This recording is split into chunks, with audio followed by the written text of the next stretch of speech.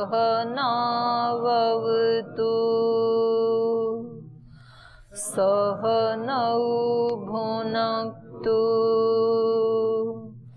सह वीर्यं करवावहै तेजस्विनावधीतमस्तु मा विद्विषावहै।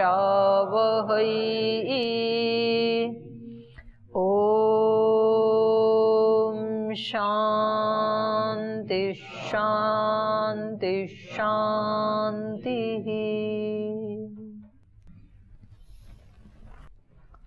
तो पीछे वाले पार्ट से कुछ पूछना है? प्रणाम दीदी। ओम भाई।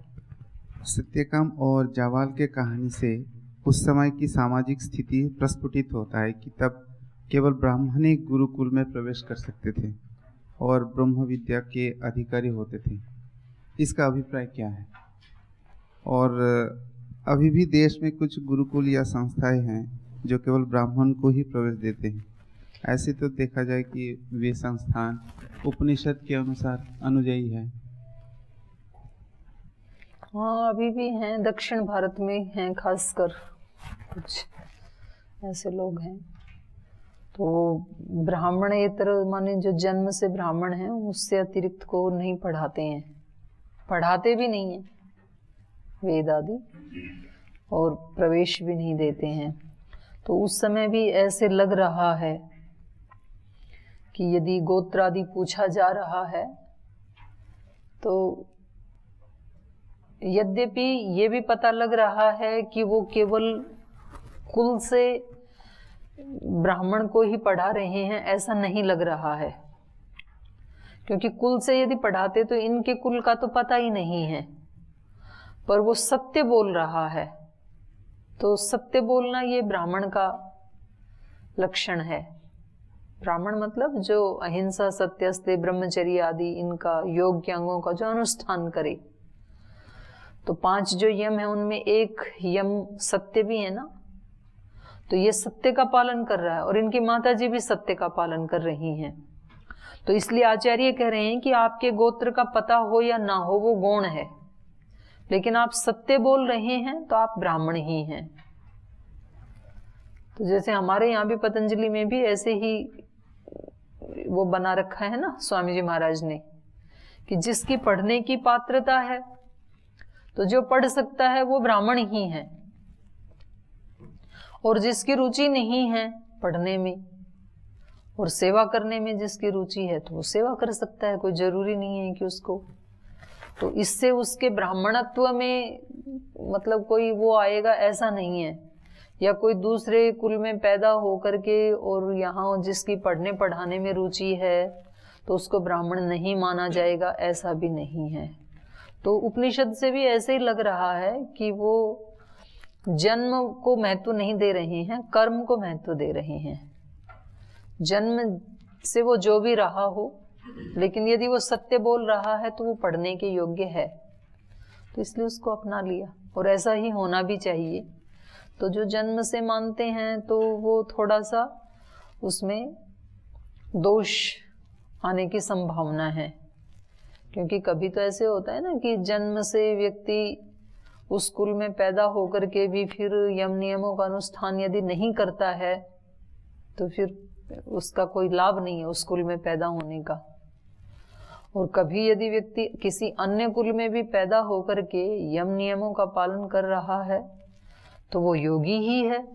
तो यदि हमने चांस नहीं दिया तो उसके साथ अन्याय हो जाएगा फिर। तो अभी भी यही बात समझ में आती है, ऐसा ही माना जाता है वैदिक परंपरा में, और उपनिषद भी उसकी पुष्टि कर रहा है। प्रणाम दीदी। हाँ भाई। ये समित पाणी क्या होता है? जो भी समित पाणी होते थे वही गुरु के पास जाते थे या फिर कोई भी जाते थे? हाँ, समित पाणी का मतलब समिधाएं हाथ में लेकर के, 3 समिधाएं हाथ में लेकर के, और वो 3 समिधाएं केवल लकड़ी हाथ में लेके ऐसा नहीं है, वो प्रतीक हैं। 3 समिधा मतलब तप, ब्रह्मचर्य और श्रद्धा, ये 3 हैं, इनका प्रतीक हैं ये 3 समिधाएं। तो गुरु के पास जब जाता है तो ये तीन चीजें यदि नहीं होंगी तो फिर वो पढ़ नहीं पाएगा। तप होना चाहिए उसके जीवन में, तपो द्वंद्व सहनम, और ब्रह्मचर्य संयमी जीवन होना चाहिए। तो ये दोनों मिलते एक दूसरे के पूरक हैं। तपस्वी होगा वो ब्रह्मचारी भी होगा, ब्रह्मचारी होगा तो तपस्वी भी होगा। तप, ब्रह्मचर्य और श्रद्धा। श्रद्धा यदि नहीं है तो तपस्वी भी है, ब्रह्मचारी भी है, पर श्रद्धा तत्व जो है वो हृदय से और भावनाओं से संबंध रखता है। तप जो है वो मन और शरीर से संबंध रखता है। तप शरीर से, इंद्रियों से, मन से, इनसे होता है। श्रद्धा हृदय में होती है। और ब्रह्मचर्य 10 इंद्रियों से और मन बुद्धि से भी संबंध रखता है। 11 की 11 इंद्रियों से संबंध रखता है ब्रह्मचर्य। तो ये 3 संविधाएं हैं। तो ये जब तक नहीं होंगी हाथ में तब तक वो गुरु से, और अपने यहाँ वैदिक परंपरा में तो गुरु के पास जाने का मतलब है कि वो आत्म साक्षात्कार को प्राप्त करना चाहता है। जो वैदिक शिक्षा है ना, वो केवल इंफॉर्मेशंस पे रुक नहीं जाती है, सूचनाएं मात्र इकट्ठी करवा के रुक नहीं जाती है, और उसको पूरा स्नातक नहीं माना जाता है। यहाँ तो शिक्षा की पूर्ति ही वहां होती है, स्नातक उसी को माना जाएगा जिसने आत्म साक्षात्कार कर लिया। ये पद्धति रही है वैदिक पद्धति तो शिक्षा की। और वो जो आत्म साक्षात्कार की उपलब्धि है वो तब तक नहीं हो पाएगी जब तक इनमें से एक तत्व की भी कमी है। तो श्रद्धा को तो सबसे ऊपर रखा है। श्रद्धाम भगस्य मूर्धनि, ऐश्वर्य के भी शिखर पे, सिर पे श्रद्धा होती है। तो ये बहुत बड़ा तत्व है। योग दर्शन में भी आया ना कि श्रद्धा जो है वो मां की तरह है। जननी इव योगिनम पाती, जननी की तरह से योगी की रक्षा करती है श्रद्धा। तो श्रद्धा किसी दूसरे को गौरव देने के लिए हम श्रद्धा रख रहे हैं, और इसमें देखो हम उनका कितना उपकार कर रहे हैं। यदि हम श्रद्धा ना रखें तो उनकी क्या हालत बनेगी। ऐसा नहीं है। श्रद्धा हमारे लिए है, हमारी रक्षा करती है, माँ के समान रक्षा करती है। जिस व्यक्ति के प्रति हम श्रद्धा रख रहे हैं, मान लो वो उतना योग्य नहीं भी है, मान लीजिए। वैसे तो जिनके पास जाते थे, जो गुरुजन होते थे, वो ऐसे ही होते थे, ऊंचे चरित्र वाले ही होते थे। पर एक क्षण के लिए यदि ऐसा मान लें कि उस व्यक्ति के प्रति, जिसके प्रति आपने श्रद्धा अपने हृदय में रखी हुई है, वो उसका पात्र नहीं भी है, तो भी ये श्रद्धा आपकी रक्षा जरूर करेगी। और ऐसे ही तप अपने लिए है, तप भी।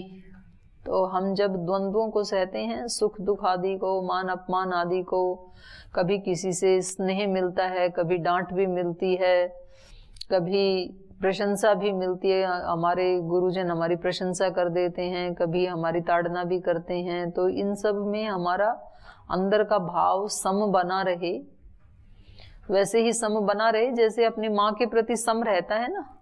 मतलब माता जी कभी डांट देती हैं, कभी बहुत प्रीति करती हैं, तो बच्चे का माँ के प्रति भाव कैसा रहता है? प्रीति का ही बना रहता है हमेशा। वो डांट दे तब भी अप्रीति का भाव तो नहीं होता है ना माँ के प्रति। तो ऐसे ही अपने बड़ों के प्रति, अपने गुरुजनों के प्रति, अपने से जो वरिष्ठ हैं, जहाँ भी हम रहते हैं तो वहाँ कुछ हमारे वरिष्ठ होते हैं, कुछ कनिष्ठ होते हैं, कुछ हम उम्र होते हैं, तो उनके प्रति वैसा ही भाव रखना। तो इसमें हमारा उन्नति है, हमारी शिक्षा की, उसमें विद्या की, ज्ञान की, उसमें बढ़ोतरी होती है। तप, श्रद्धा, ब्रह्मचर्य। ब्रह्मचर्य भी किसी को दिखाने के लिए नहीं है, मेरे लिए है, क्योंकि मैंने लक्ष्य इतना ऊंचा बनाया है। तो उस लक्ष्य को प्राप्त करने के लिए मुझे तो छोटी चीजें मैंने अपने मन से अस्वीकार की हैं। अपने ही मन से जिन चीजों को मैंने छोड़ा है, तो उसमें फिर दूसरे को क्या दिखाना है। तो अपनी सारी इंद्रियों का संयम मुझे अपने उससे करना है। तो ये समित पाणी का अर्थ है। ठीक है। एक कथानक के माध्यम से ऋषि हमें समझा रहे थे कि ज्ञान प्राप्त करने का उस समय की शिक्षा पद्धति और शिष्य की विनम्रता और पुरुषार्थ और किस प्रकार से ये पूरी सृष्टि ही हमें ब्रह्म का उपदेश दे रही है, तो ये इस कथानक के माध्यम से समझाया गया है।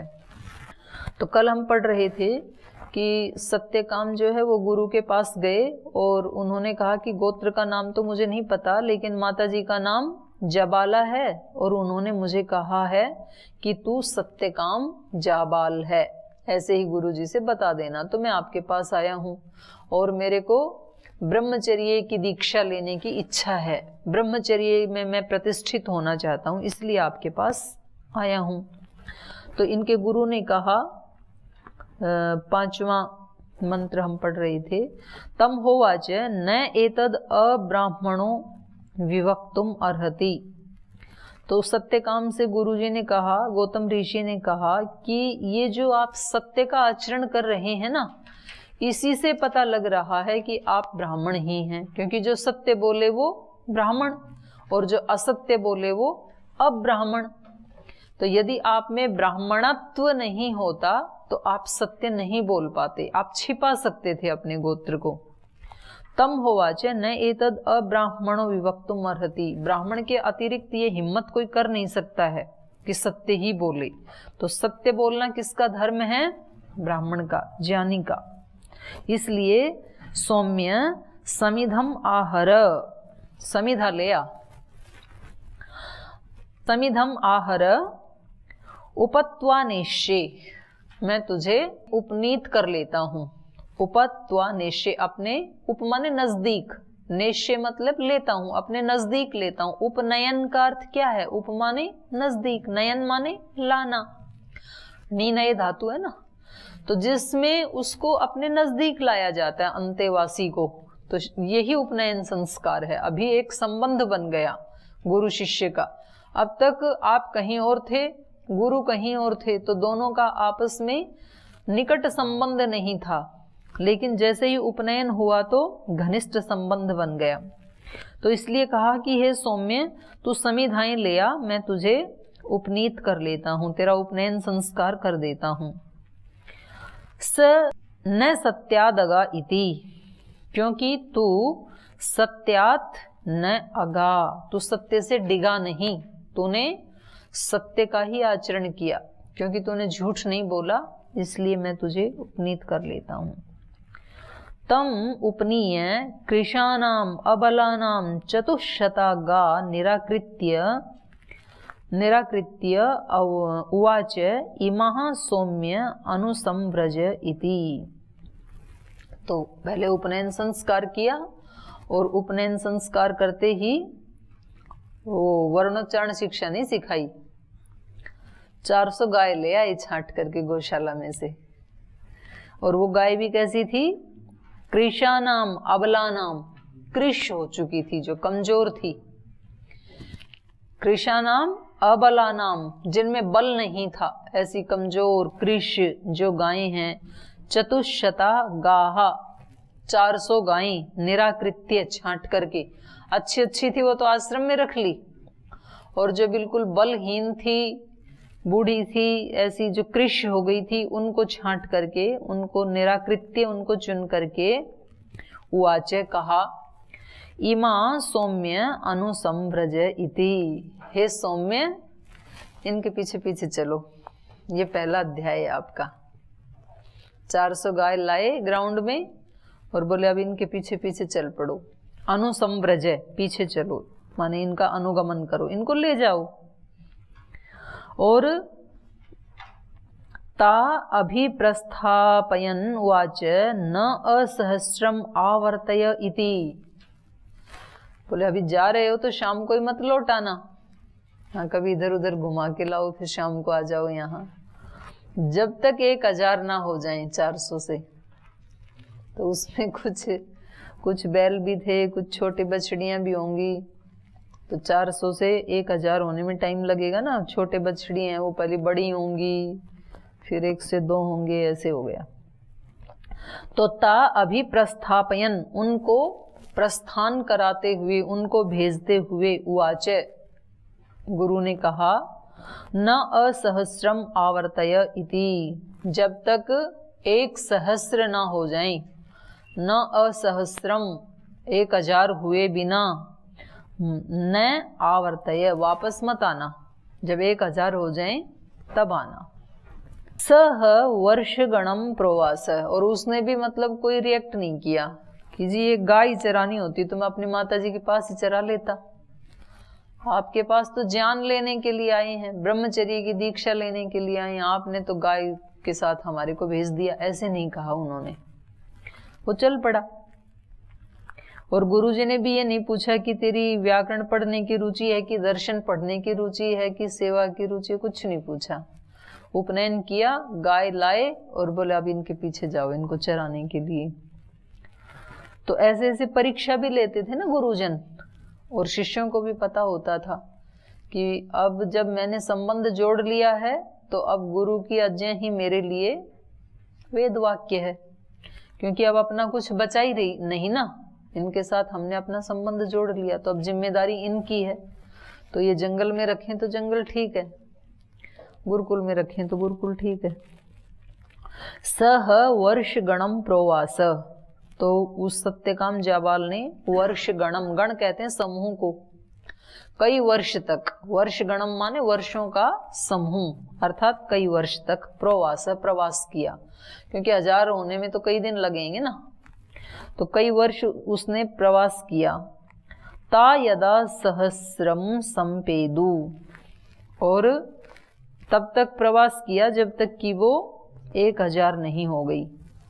तो जब वो 1000 हो गई उनकी संख्या, अथह एनम ऋषभो अभ्युवाद सत्यकाम इति भगव इति है प्रतिशुश्राव प्राप्तः सौम्य सहस्रम स्मः प्रापय नः आचार्य कुलम।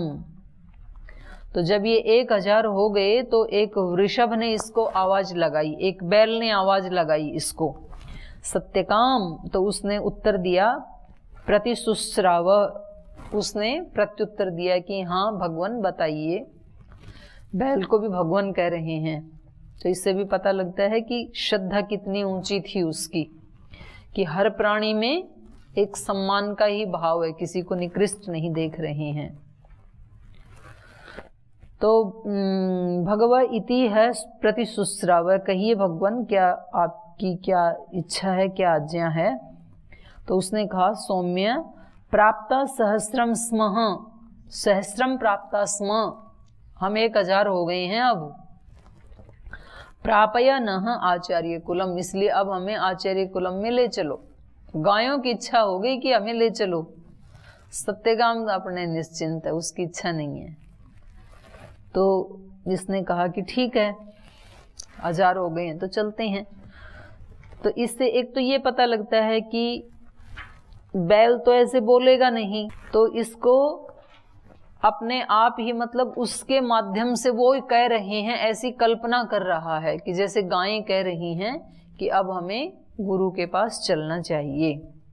ब्रह्मणश्च ते पादम ब्रवाणीति ब्रवीतु में भगवानीति तस्मै होवाच प्राची दिक्कला प्रतीची दिक्कला दक्षिणा दिक्कला उदीची दिक्कला एष वै सौम्य चतुष्कल पादो ब्रह्मण प्रकाशवान नाम। तो फिर उसने कहा कि ते ब्रह्मणः पादम ब्रवाणीति, तेरे को ब्रह्म के एक अंश के बारे में, 1/4, पाद माने चतुरंश, चतुर्थ अंश, तो भगवान के एक पाद के बारे में तेरे को बताऊं क्या, ऐसे बैल ने कहा, पूछा इससे। तो ब्रवीतु में भगवानीति, बोले हाँ बिल्कुल बताओ, मेरे को ब्रह्म का उपदेश दो। तो तस्मै होवाच, उस सत्य काम के लिए वृषभ ने कहा कि देखो ब्रह्म की ना ये जो 4 दिशाएं हैं, प्राची दिक कला, ये प्राची दिशा भी एक कला है, उसका ही अंश है, माने इन 4 दिशाओं में वो ब्रह्म के ही अंश हैं, वो ब्रह्म ही समाया हुआ है 4 दिशाओं में।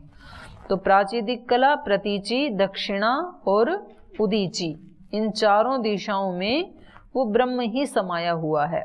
एष वही सौम्य चतुष्कल पादो, ब्रह्म के जो 4 पाद हैं उनमें से ये चौथा पाद है क्या, चारों दिशाएं, क्योंकि व्यक्ति का जीवन या गति कुछ भी कर्म करेगा तो कहाँ होती है? चारों दिशाओं में ही होती है। कोई ना कोई तो दिशा होती है ना उसके लिए। तो कह रहे हैं कि चारों दिशाओं में तुम कहीं भी जाओ, कौन है चारों दिशाओं में?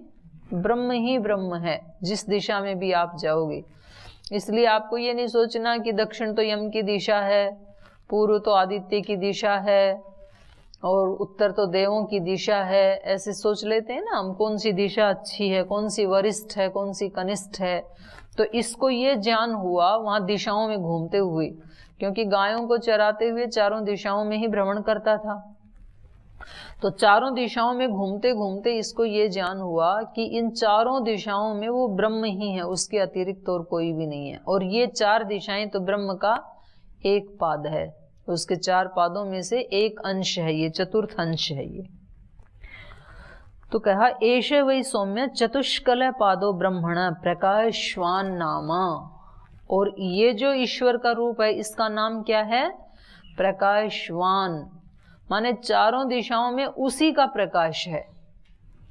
केवल एक सूर्योदय पूर्व से होता है तो केवल प्राची दिशा ही प्रकाश वाली है, ऐसा नहीं है।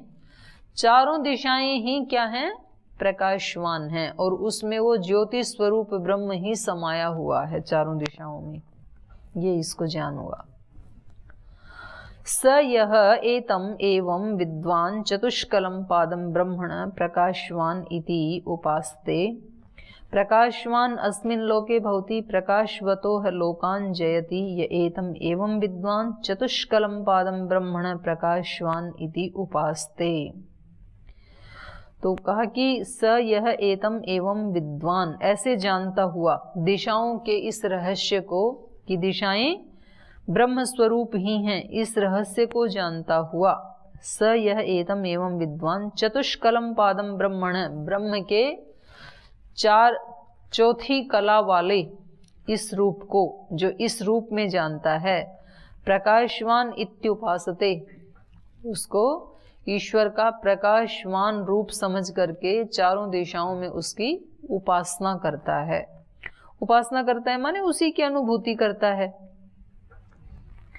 प्रकाशवान इति उपासते प्रकाशवान अस्मिन् लोके भवति, तो वो इस लोक में भी प्रकाश युक्त हो जाता है, ज्ञान युक्त हो जाता है, ब्रह्म युक्त हो जाता है।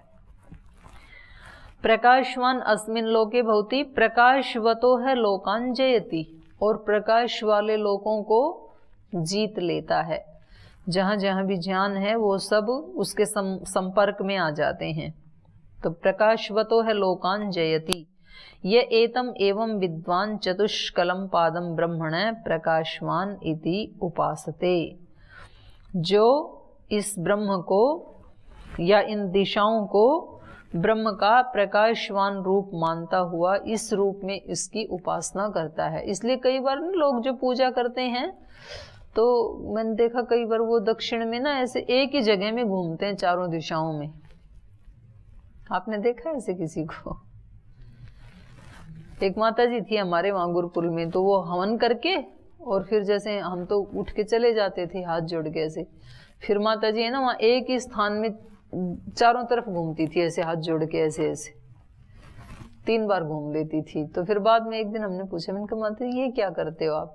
बोली चारों दिशाओं में जो ब्रह्म उपस्थित है उसको प्रणाम करती हूँ मैं, ये उसका भाव है। तो एक ही जगह घूम लिए तो चारों दिशाएं हो गई।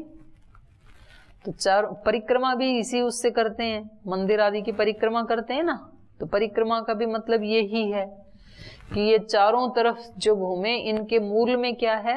ब्रह्म है। तो वो तो उस देव को मूल में मानते हैं जिसकी परिक्रमा करते हैं, शिव को या हनुमान जो भी, पर उसका मूल भाव यही है कि चारों दिशाओं के मूल में ब्रह्म ही है और उसका नाम है ज्योति स्वरूप, प्रकाश स्वरूप, प्रकाशवान। तो वो व्यक्ति वैसा हो जाता है, क्योंकि जो जिसकी उपासना करेगा ना वो वैसा हो जाएगा, ये तो पक्का है। जो आलस्य की उपासना करेगा वो आलसी हो जाएगा, पुरुषार्थ की उपासना करेगा तो पुरुषार्थी हो जाएगा। तो जो जिसकी उपासना करेगा, जो भोजन की उपासना करेगा वो भोजन हो जाएगा। तो वो भोजन वाला हो जाएगा।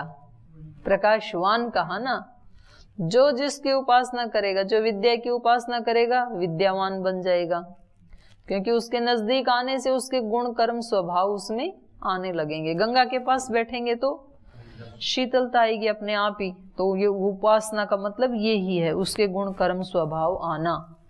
तो जो इस रूप में सब तरफ ब्रह्म ही ब्रह्म को देखेगा तो ये व्यक्ति भी क्या हो जाएगा? ब्रह्मविद हो जाएगा, ब्रह्मवेत्ता हो जाएगा।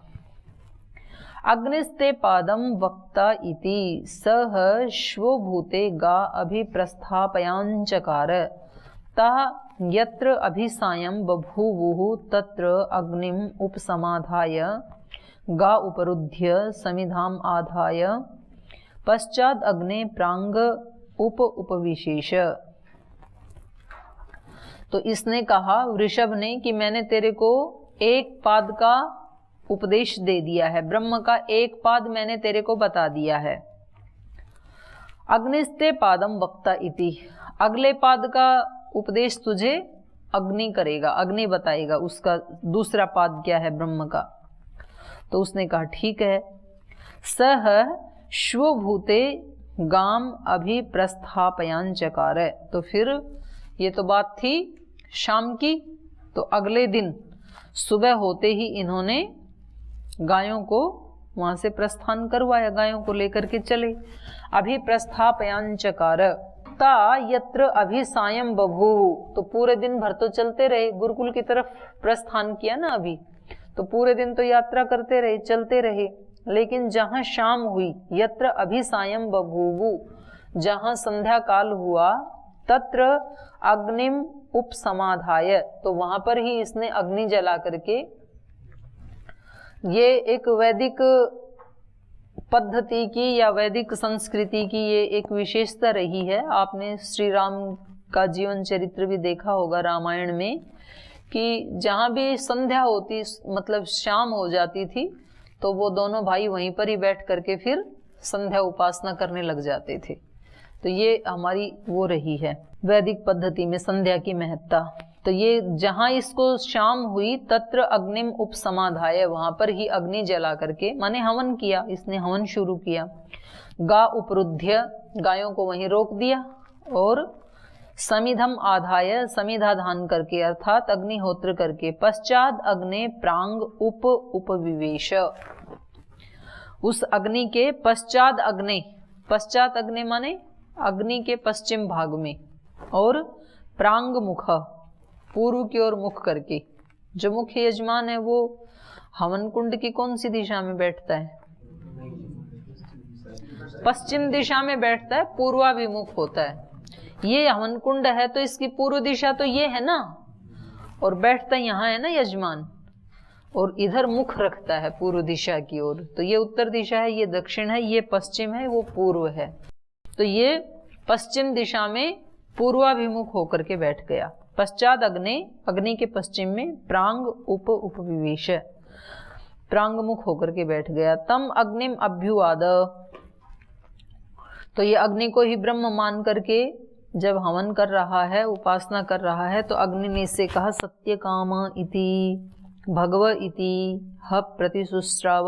तो इसने कहा हाँ भगवान बताइए क्या उपदेश है मेरे लिए। तो अग्नि ने कहा ब्रह्मण सौम्य ते पादम ब्रवाणी थी, हे सौम्य तुझे ब्रह्म का अगला एक अंश मैं समझाऊं क्या, बताऊं क्या? ब्रवीतु में भगवानी थी, हे अग्निदेव मुझे जरूर उसका उपदेश कीजिए। तस्मै होवाच, तो सत्यकाम के लिए अग्नि ने कहा पृथ्वी कला अंतरिक्षम कला द्यौः कला समुद्र कला एष वै सौम्य चतुष्कल पादो ब्रह्मणो अनंतवान नाम। तो इसने बताया कि देखो ये पृथ्वी भी भगवान का ही एक अंश है, एक कला है, और द्युलोक भी, पृथ्वी भी, अंतरिक्ष भी, द्युलोक भी और समुद्र भी, और इन चारों को मिला करके, इन चार कलाओं को मिला करके ब्रह्म का एक पाद बनता है। हे सौम्य चतुष्कलह पादो, चार कलाओं वाला ये एक पाद है ब्रह्म का, और इस पाद का नाम क्या है? अनंतवान, क्योंकि पृथ्वी भी अनंत है। पृथ्वी मतलब आप केवल भारत देश इतनी पृथ्वी ना माने ना, भारत के बाहर भी पृथ्वी है, और जितने देश हैं उतनी ही पृथ्वी ना माने, उसके अतिरिक्त भी पृथ्वियां हैं। तो ये जो पृथ्वी तत्व है ये क्या है? अनंत।